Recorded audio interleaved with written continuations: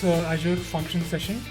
Today we're going to use HttpTrigger and to build two endpoints, one for welcoming a user and another for registering a user for a fictitious delivery company. So let's start using Visual Studio Code. I'm going to show you, we have here Visual Studio Code, and I'm going to show you how to build Azure Functions using Visual Studio Code. So first thing is we need to install this Azure Tools, which will give us all these different packs, or you can directly go and install Azure Functions, which I've already done. I'm going to discuss about how to install this and setting up your environment for Azure Functions in a later video. But for now, I'm assuming that you're all set up and ready to go with Azure Functions. You can directly install this Azure Functions extension and then start. So once you have installed this, you would see this Azure icon here, and click on the icon. And I'm going to click on a new project. Let's create a new project. I'm going to select this. I've already created a folder called Function App HttpTrigger. I'm going to select this folder, and I'm going to use C#. The template would be HttpTrigger. There are various triggers available for Azure Functions. Right now we're going to discuss about the HttpTrigger. And let's say, the function name would be like, we're trying to welcome a user and register a user. So let's do welcome user. This is the name of the function. And the company name would be delivery app.things. It's a namespace. I just chose this namespace. And let's make the function anonymous. We can also use function and admin, but for now let's make it simple. Let's use anonymous functions. Let's say open in the current window. It's fine. It's creating a project, as you can see here at the bottom. I'm going to zoom this a little bit so that you can see the code clearly. So now if you can see this clearly here, it says there's some unresolved dependencies. Just say restore and it'll go away like magic. And then let's talk about the class that's been generated here. So we have one static class called welcome user. That's the name of the function we gave. That's why it used the same name here. We have function name attribute, which is what Azure uses to mark that this function is a Azure function. And we have this namespaces coming up, Azure Web Jobs and Azure Extends HTTP. As we explore this Azure Functions, we would use various extensions. Right now we're using only HttpTrigger, but as we use various extensions, we would have to include those namespaces as well. For a different trigger, we would use a different namespace here. I'm going to talk about those in the next sessions that are coming forward. Let's talk about this. So we have this static class and we have a static method, and it is asynchronous method, and it has a task iAction result as a return type. We have a HttpTrigger attribute, which has a authorization level of anonymous, and then we have two endpoints here, get and post. Generally, an Azure function, one Azure function can be called using both get and post. But for the simplicity, let's remove the post and just make it get for now. Let's make it just get for now. So we're going to build this welcome user function. I'm going to make it as easy and as simple as possible. So let's comment out the code which we are not using. So let's comment out all this code here. And let's make this username. That is the input I'm going to give. And let's return a simple JSON response welcoming a user. So let's call this new, let's have an attribute called message. Let's remove this. And let's have a simple response with the username. So let's put $ here. So hi username, welcome to the delivery app. That's a very simple JSON response I'm going to give. So once again, to quickly summarize, right, we have a HTTP request coming in, and we're using the query parameter of the HTTP request called name, and then we're sending back a response welcoming the user. So let's run this and see what happens. So I'm gonna make this up, but yeah. So for running this, we need to save the file and then we need to press F5. So I'm gonna run and start debugging. So this will create a HTTP endpoint for us, which can be invoked using a get HTTP method. So I have an endpoint here called welcome user, and I'm going to copy this. I'm going to put on postman. Oops, postman here, and it has only one parameter called name. If you can see here, there's only one parameter called name. So I'm going to add that parameter. So question mark name equals Naveen. So I don't need to, honestly, I don't need to put this double quotes, just name. Okay, and I'm going to send this request to the localhost function and see what happens. So there you go. So I'm getting a message response with 200 OK, which says, "Hi Naveen, welcome to the delivery app." So basically, our Azure function has worked, and which is a very simple function, which has a get method, and which is resulting in a response, JSON response. So the next function we're going to create is, I'm going to stop this for a second. So the next function we're going to create will be the registering a user, so which will be a post method instead of a get. So let's see how this can be done.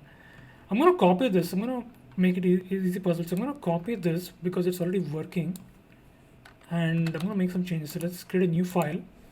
Let's call it register user,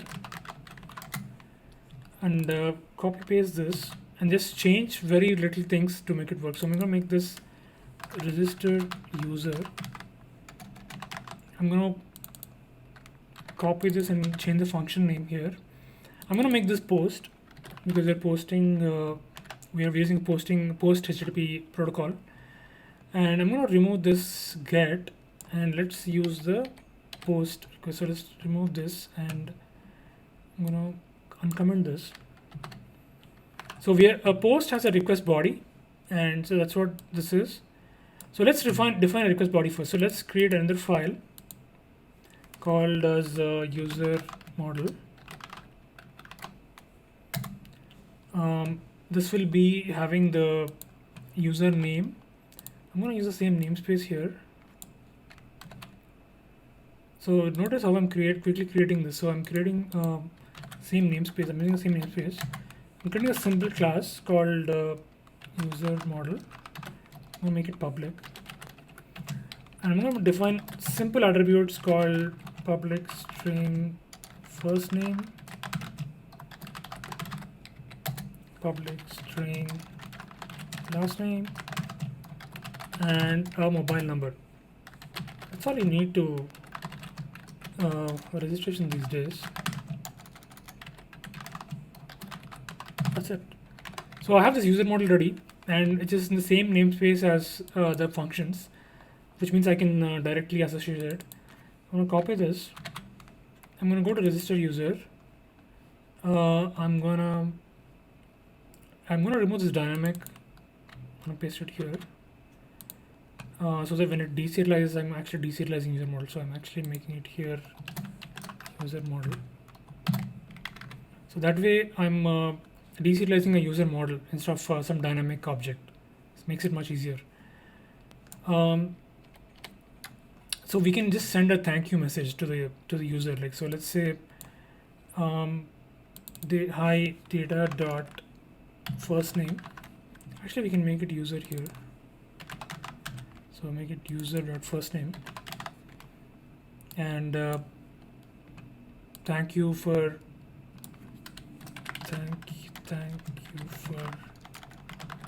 registration. That's it.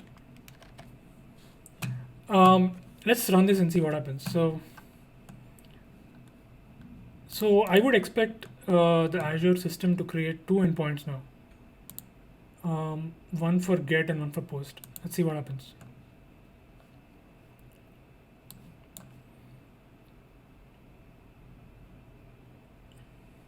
Yeah, there you go. So we have two endpoints here. One is for a get and one is for a post. Let's invoke the post and see what happens. Okay, so I'm gonna copy this.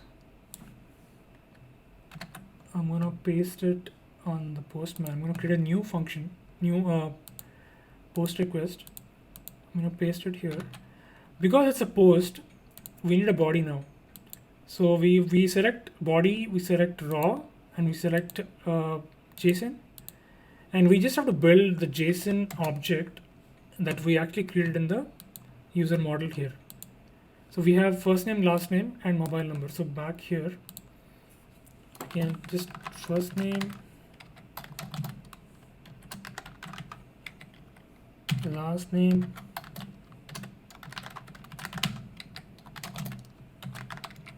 and some mobile number. So mobile number 5103641. Okay. Let's put the country code +1. Okay. So that's it. That's the only thing that you see is I'm using here camel case instead of Pascal case because I'm assuming that this would actually do the serialization correctly. So let's see what happens. I'm going to send this. So it correctly says, "Hi Naveen, thank you for the registration." So here, if you see here, I can see that the register user function has been executed. It has this ID, and it took about 71 milliseconds. And this is the request ID, this is the status, and the duration. So basically, we click. So now I showed you in this video how I've created two different Azure functions, one for a get and one using a post, and how the Azure system lists the various functions in your project.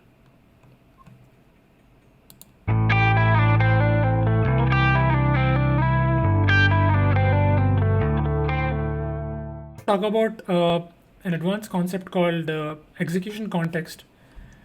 So that this will help you to debug and log your Azure functions correctly. So what you can do is, for every function, there is something called as execution context. So let's call it execution. Let's call it context as a variable. So this execution context will tell the system what function is getting executed and what is the ID of that function. So let's try to print it out. So I have this function context here. I'm going to add that message here just so that we know what's happening. So let's call this metadata equals to bar. So I'm using this context variable and using this something called as invocation ID.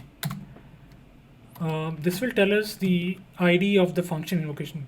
Suppose, for example, in Azure Functions, right, I can have multiple instances of a function running based on the number of requests the Azure function receives. That's how it scales up.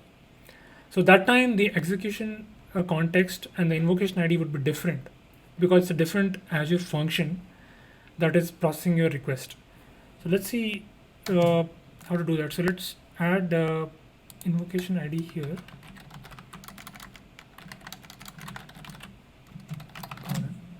And also add the function name. So the function name is, this is very useful for logging actually. Yeah. So this is how you capture metadata for a function using the execution context. So let's run this. Start, run. It's going to take a while. Yep. Now let's go to Postman and run it. So if you can see here, I have an invocation ID, which is a GUID that tells you the instance on which the function is running, and I also have the function name register user. I'm going to run it again. So the invocation ID has changed now. I'm going to run it again. It's just changed again. So you see this, for every invocation, I'm getting a different invocation ID for the same function. This is very useful for debugging, logging, in case function is invoking other functions, or in case a function is calling a web service internally, this can be used as a correlation ID to correlate how a function request is going through the different chain of events. See you guys in the next session. Thank you very much.